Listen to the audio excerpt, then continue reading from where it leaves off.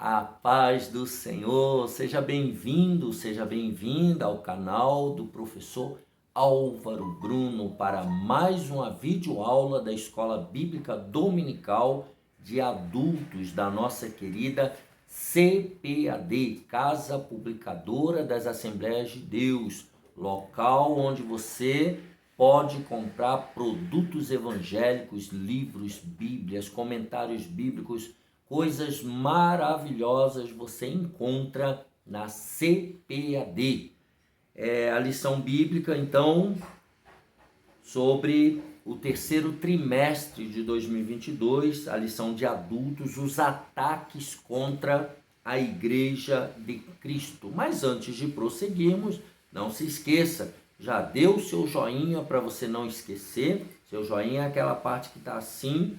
Deixe o seu comentário aqui embaixo, ele é muito importante para nós. E compartilhe essa videoaula com as pessoas com quem você ama, com quem você se relaciona, para que elas também sejam abençoadas por Deus. Vamos à lição número 2, então, do dia 10 de julho de 2022, a sutileza da banalização da graça. Preste muita atenção nessa lição, que é uma lição fundamental para você entender todas as demais lições. Texto áureo: porque pela graça sois salvos por meio da fé, e isso não vem de vós, é dom de Deus. Efésios capítulo 2, versículo 8. Verdade prática: a graça de Deus não é barata. Ela requer arrependimento, novo comportamento, ou seja, nova vida em Cristo. A leitura bíblica está em Efésios 2, do 4 ao 10, e nós lemos: mas Deus, que é riquíssimo em misericórdia, pelo seu muito amor com que nos amou, estando nós ainda mortos em nossas ofensas, nos vivificou juntamente com Cristo. Pela graça sois salvos, e nos ressuscitou juntamente com Ele, e nos fez assentar nos lugares celestiais em Cristo Jesus, para mostrar nos séculos vindouros as abundantes riquezas da sua graça, pela sua benignidade para conosco em Cristo Jesus. Porque pela graça sois salvos por meio da fé, e isso não vem de vós, é dom de Deus.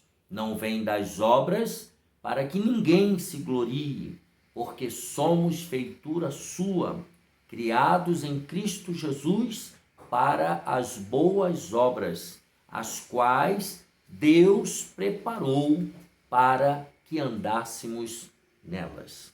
Os objetivos desta aula: primeiro, explicar a natureza da graça. Segundo, apresentar a graça no contexto bíblico. Isso é muito importante. Classificá-la no contexto histórico da Reforma Protestante e, por último, pontuá-la no contexto contemporâneo, no nosso tempo. Como é que a graça está sendo vista hoje, como ela era vista na época da Reforma Protestante, como ela é vista hoje. A palavra-chave aqui dessa lição é banalização. Banalização, que é o nosso tema, banalização da graça. Vejamos, nessa lição vamos estudar sobre a graça de Deus. Não há dúvidas de que nos últimos anos os cristãos têm demonstrado maior interesse em conhecer melhor a doutrina da graça. Então nós vamos estudar sobre essa doutrina importantíssima. Nesse sentido, pode-se dizer que há um despertar da graça, ou seja, a graça de Deus, ela voltou a ser tema de discussão no meio cristão.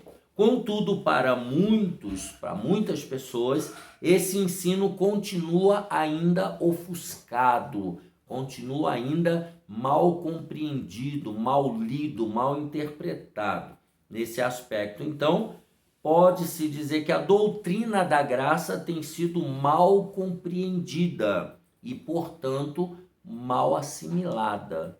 Quando você não compreende bem um conteúdo, aquilo não é internalizado, tá? E, consequentemente, essa graça está sendo desvirtuada, ela está mudando de significado.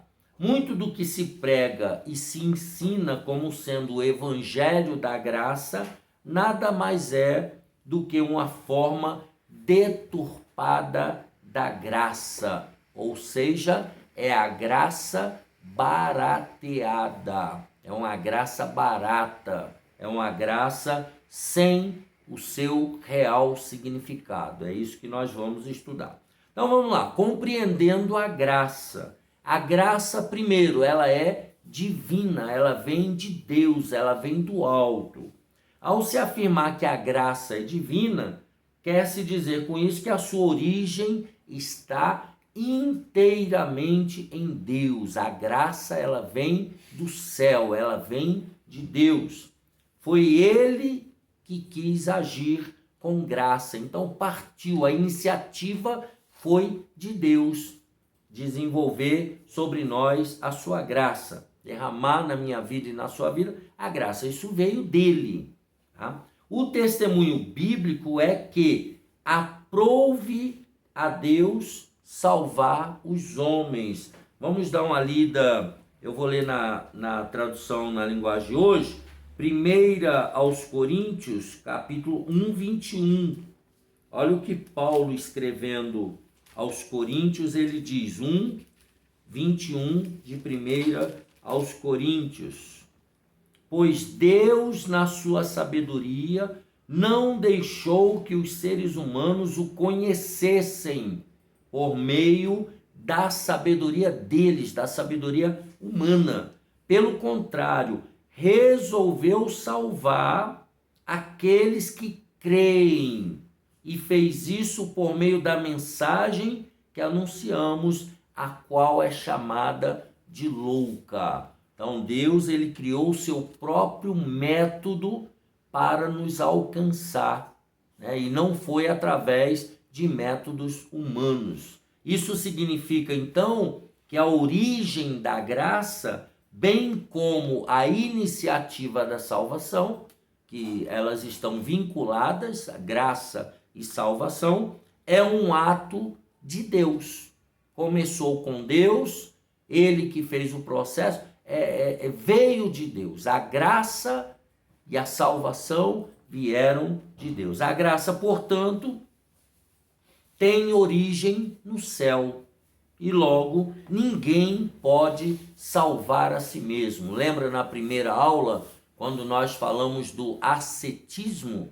Pessoas que buscando o equilíbrio do corpo, da mente, e elas tentam através disso se achegar a Deus, alcançar a virtude, a verdade. Então, são pessoas procurando meios de se salvar, quando na verdade a salvação é um ato exclusivo de Deus sobre nós. A nossa parte é crer, é aceitar, é receber esse dom de Deus. Então ninguém pode salvar a si mesmo. Número 2, então esse primeiro tópico, a graça é divina. Segundo, a graça, ela é imerecida. A graça é um favor imerecido. Ninguém merecia. Nenhum ser humano merecia a graça. Por isso que é um favor imerecido. É um favor que eu e você recebemos, mas não por nosso merecimento. Isso significa que ninguém a merecia e nem tinha como merecê-la. De fato, a Escritura diz que não há justo nenhum sequer. Vamos ler isso aí, Romanos 3:10. Vou ler na Bíblia de Estudo Pentecostal, na minha opinião, ainda a melhor Bíblia de estudo do Brasil, mas A Roma também é maravilhosa, pelo amor de Deus, né? Romanos 3:10, como está escrito, não há um justo, nenhum sequer. Ou seja, ninguém merecia essa graça, todos estavam debaixo do pecado. Então, nossa justiça própria, aquilo que nós achamos que tem valor em nós, para Deus é como trapo da imundícia, é como sujeira, é como imundícia, a nossa justiça. A nossa condição antes de conhecermos a graça se assemelhava a de alguém que deve uma grande quantia e não tem com que pagar. Vamos ver Efésios 2? Efésios 2:4. O apóstolo Paulo, ele fala sobre isso. Efésios 2:4, que é a nossa leitura bíblica, ele diz, Efésios 2:4, no 3 ele fala, éramos por natureza filhos da ira, como os outros também. E aí o 4, mas Deus, que é riquíssimo em misericórdia, pelo seu muito amor com que nos amou. Então você imagina a gente perdido, né, pecadores de raça ruim, e Deus nos amou com muito amor, diz o texto. E o versículo 5 ele completa, estando nós ainda mortos em nossas ofensas, em pecados, ele nos vivificou juntamente com Cristo, ou seja, através de Cristo nós somos vivificados, nós recebemos o dom da salvação. Nós não tínhamos como pagar. Jesus, ele pagou o preço no nosso lugar.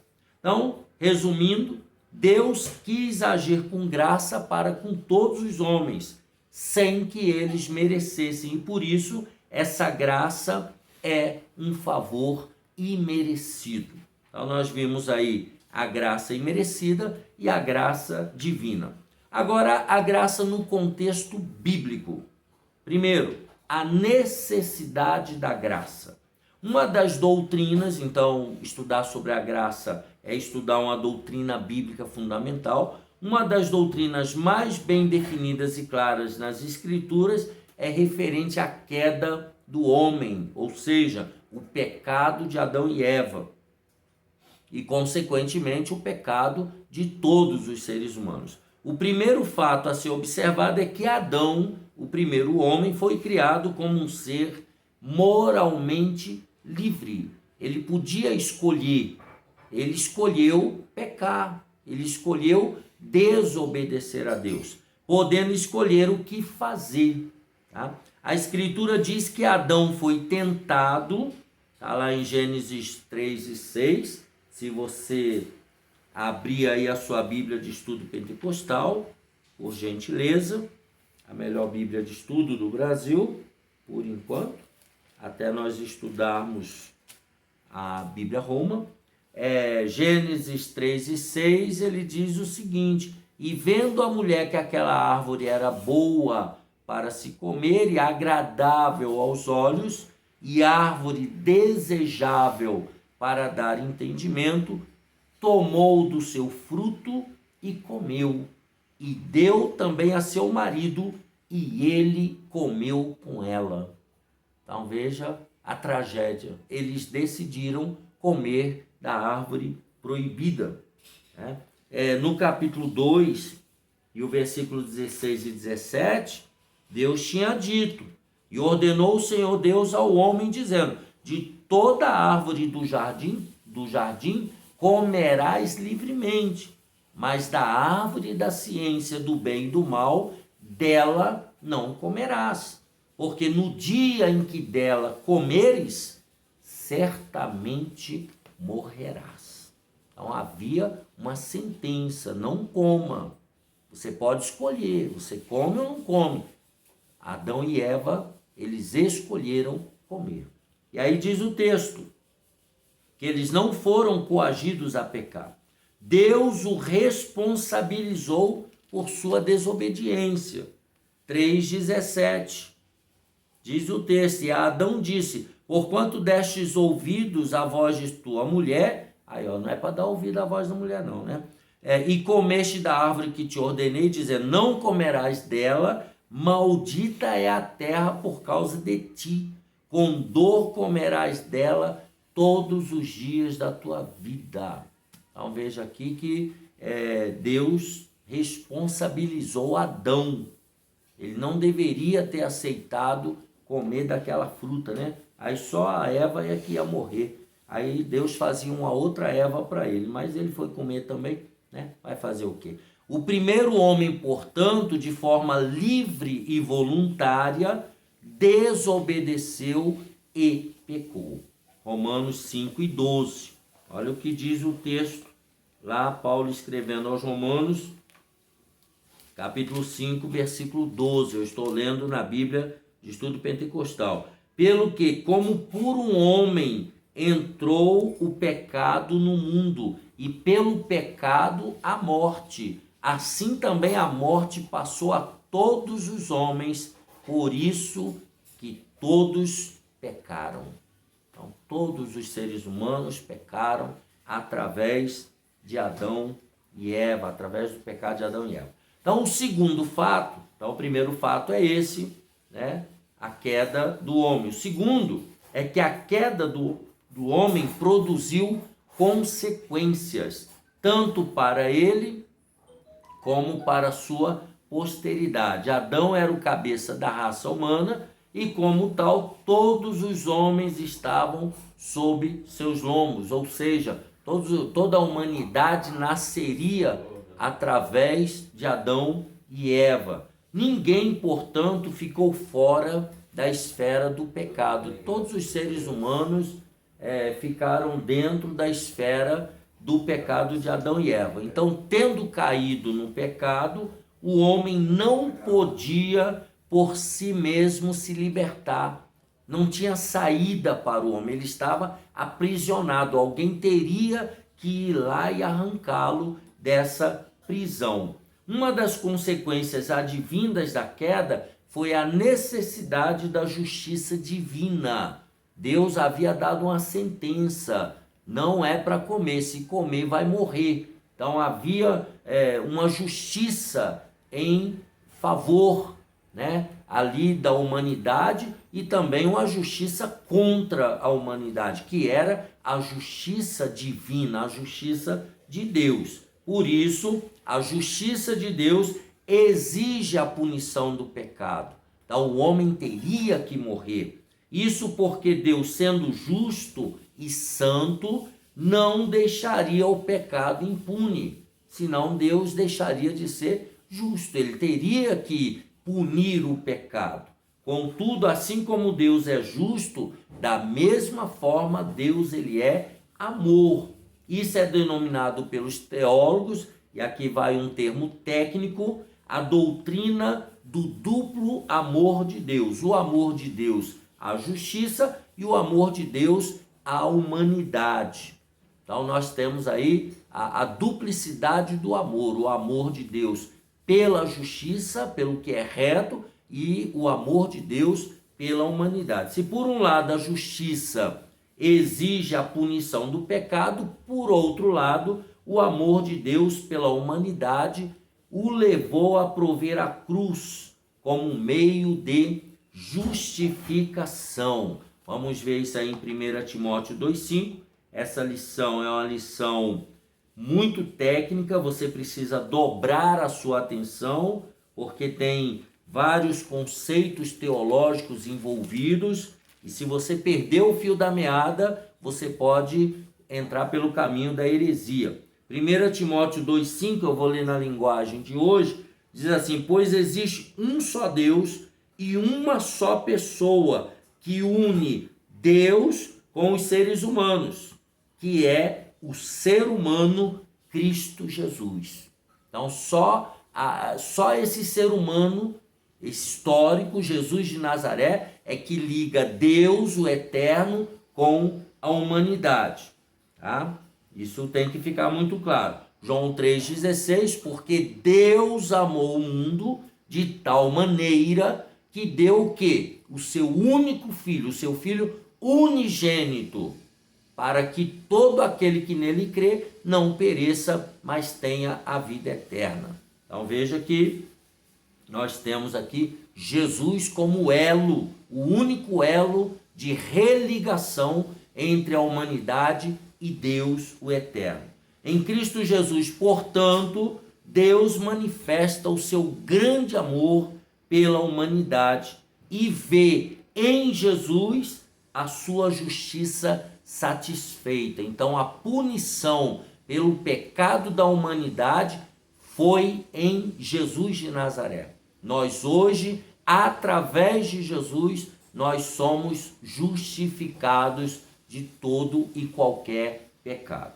Então, nós temos aí a necessidade da graça. Segundo, a extensão da graça. Até onde vai a graça de Deus? Vamos ver. As Escrituras afirmam que Deus quer salvar a todos. 1 Timóteo 2 e 4. Ele quer que todos sejam salvos e venham a conhecer a verdade. Então, isso é o projeto de Deus para toda a humanidade.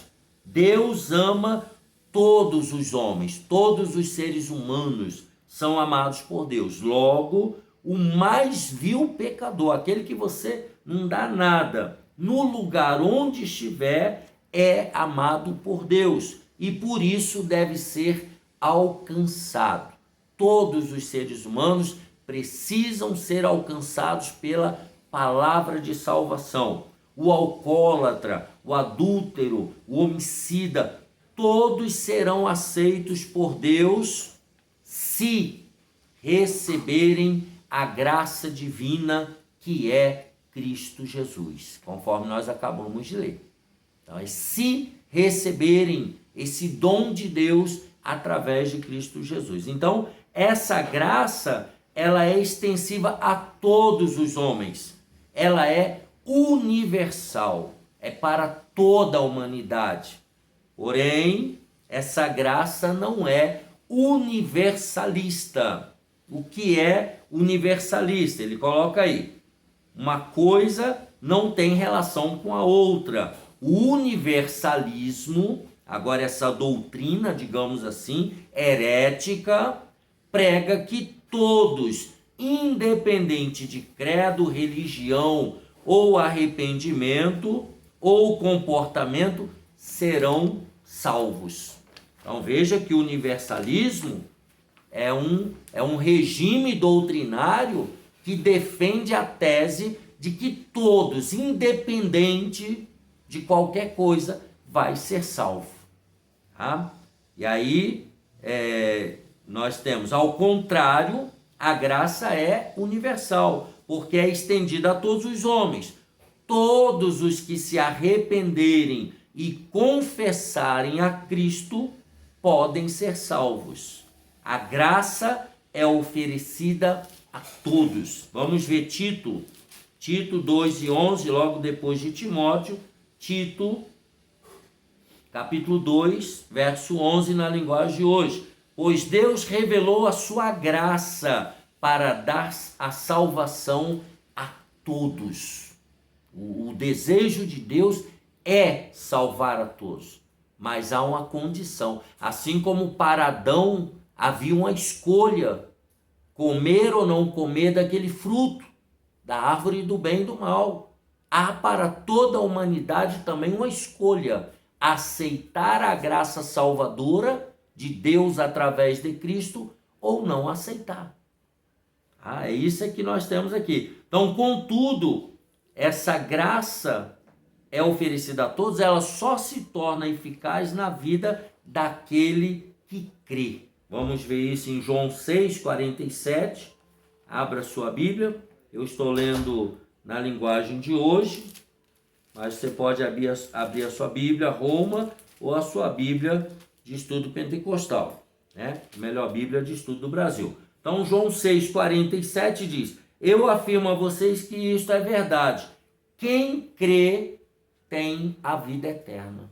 É quem crê, quem aceita, quem obedece, tem a vida eterna. Marcos 16 e 6, Marcos 16, 16. Volta um pouquinho aí, Evangelho de Lucas, e aí você chega em Marcos 16 e 16, que diz assim na linguagem de hoje: quem crer e for batizado será salvo, mas quem não crer será condenado. Então veja que a sentença: quem crer será salvo, quem não crer será condenado. Então, no contexto bíblico, a graça é uma necessidade de todos os homens. Por isso, ela é estendida a toda a humanidade. Vamos ao tópico 3. A graça no contexto da reforma protestante do século XVI. A corrupção da graça. Então, ali a graça, quando Martinho Lutero foi levantado por Deus, a graça já tinha sido corrompida pela a instituição que dominava o mundo da época, né? O contexto da reforma protestante do século XVI é muito diversificado. Contudo, é possível ver alguns fatores que contribuíram para o surgimento da reforma. Primeiro, o catolicismo perdia influência e por isso surgiu uma reação contra os líderes religiosos por conta de seu baixo nível moral. Isso não se parece alguma coisa com hoje também? Quantos líderes, né, que se dizem cristãos, quantos líderes com baixo nível moral.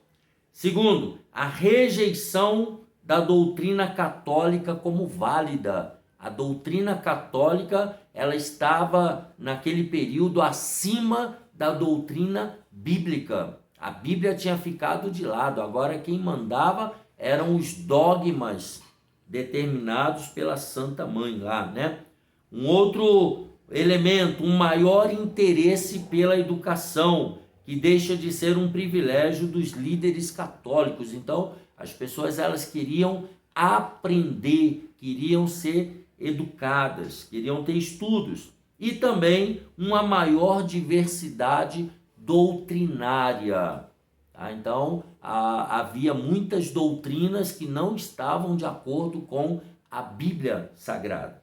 Então, de uma forma direta, objetiva, pode-se afirmar que a reforma protestante, surge como uma resposta ao enfraquecimento, à deturpação e à negação da doutrina da graça, que no período medieval, né, lá entre 700 e 800 depois de Cristo até 1400 depois de Cristo, havia sido totalmente desconfigurada.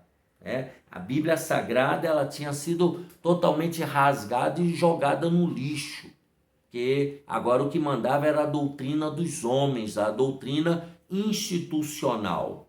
Então a salvação pelas obras havia substituído a salvação pela fé somente. Romanos 1, vou ler na Almeida atualizada, abra sua Bíblia aí, Romanos 1,16, Paulo fala sobre isso. Agora, lá naquela época, a salvação estava sendo pelas obras. Assim como hoje, muitos, nós já falamos na primeira aula, já falamos no tópico anterior, muitos estão buscando a salvação através do seu próprio esforço, através das suas obras. Quantas religiões não defendem a salvação pelas obras? Não é verdade? Romanos 1,17 diz: porque a justiça de Deus se revela no Evangelho de Cristo, de fé em fé, como está escrito, o justo viverá pela fé. Então é pela fé, não é pelas obras.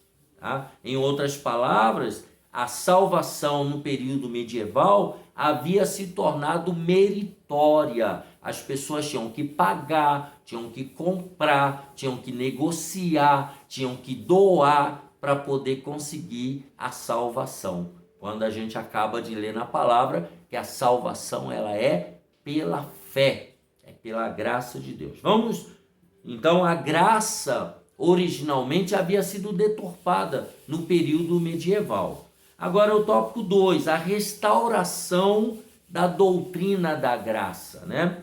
Como foi observado, a reforma protestante, portanto, surge como uma reação à corrupção da doutrina da graça. Lutero, monge alemão agostiniano, se torna o principal porta-voz da doutrina pela fé somente. Posteriormente, o lema luterano seria conhecido como um dos 5 solos, né? Sola gratia, só a graça. Os reformadores estavam também convictos de que somente através do retorno às Escrituras a doutrina da graça poderia ser restaurada, só se voltasse à originalidade da palavra. Foi por isso que lutaram, foi por isso que sofreram e mesmo morreram, muitos morreram. Então a doutrina da graça não aceita misturas, é pela graça somente que somos salvos. É óbvio que quando você é salvo, você é impelido a praticar boas obras, mas não que essas boas obras antecedem a salvação ou são pré-requisitos para a salvação. Não, a salvação é pela graça somente. Resumindo o tópico 3, então, no contexto da reforma, revela 2 realidades: a corrupção da doutrina da graça e a restauração da doutrina da graça através dos reformadores da reforma protestante. Número 4, então, agora a graça no contexto contemporâneo, na nossa época. A graça barateada, isso daqui a gente ouve muito.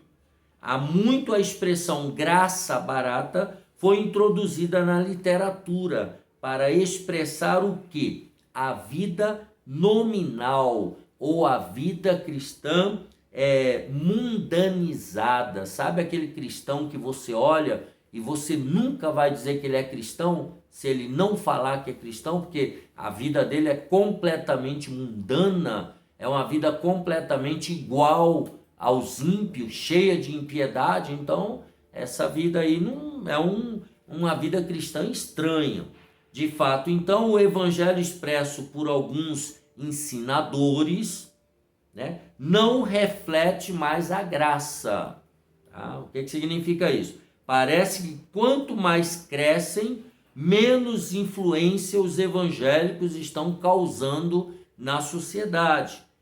Urge voltar para o evangelho da genuína graça de Deus. Então, o que é essa graça barata? É esse evangelho misturado, esse evangelho que pode tudo, esse evangelho que o crente não tem responsabilidade nenhuma com a Bíblia, com a fé cristã, com a igreja, inclusive pode ser até desigrejado, que é o que nós chamamos aqui, né, uma vida cristã nominal ou uma vida cristã mundanizada, que você não sabe quem é quem, né? À noite todos os gatos são pardos, né? Número 2, o valor da graça. Agora vamos ver o que é realmente que nós defendemos. Escrevendo aos Coríntios, o apóstolo da graça, o apóstolo Paulo afirmou: vocês foram comprados por preço.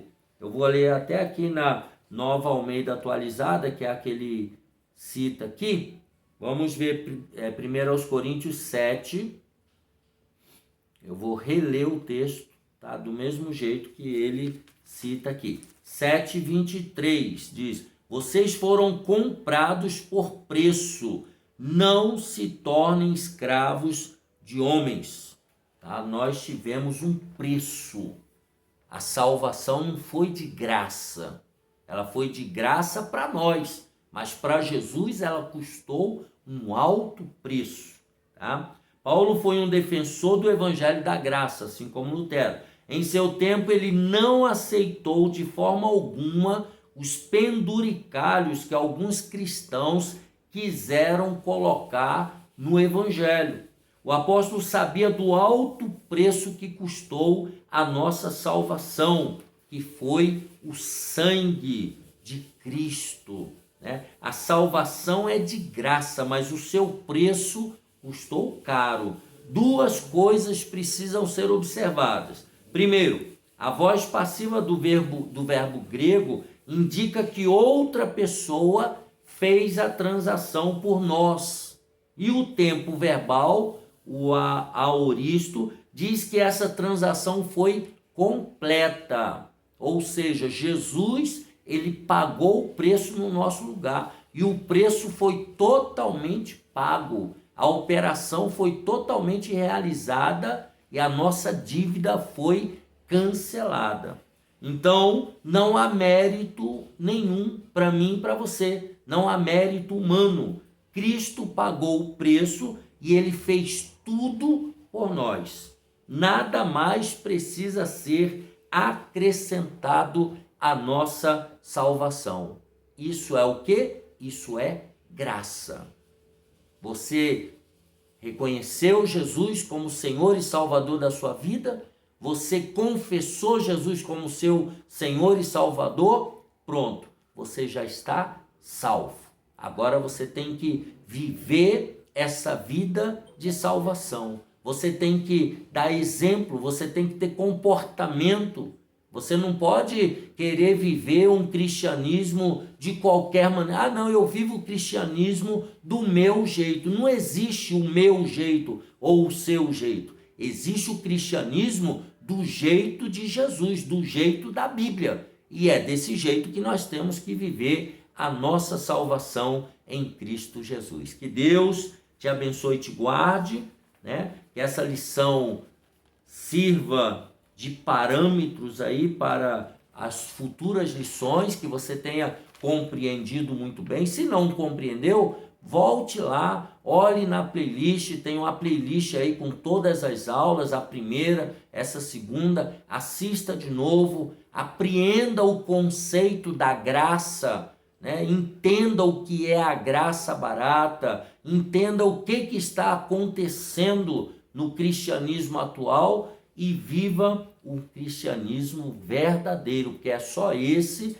que vai levar você a morar no céu através do arrebatamento da igreja. Que Deus te abençoe e te guarde. Terminamos então a lição 2 do dia 10 de julho de 2022, a sutileza da banalização da graça.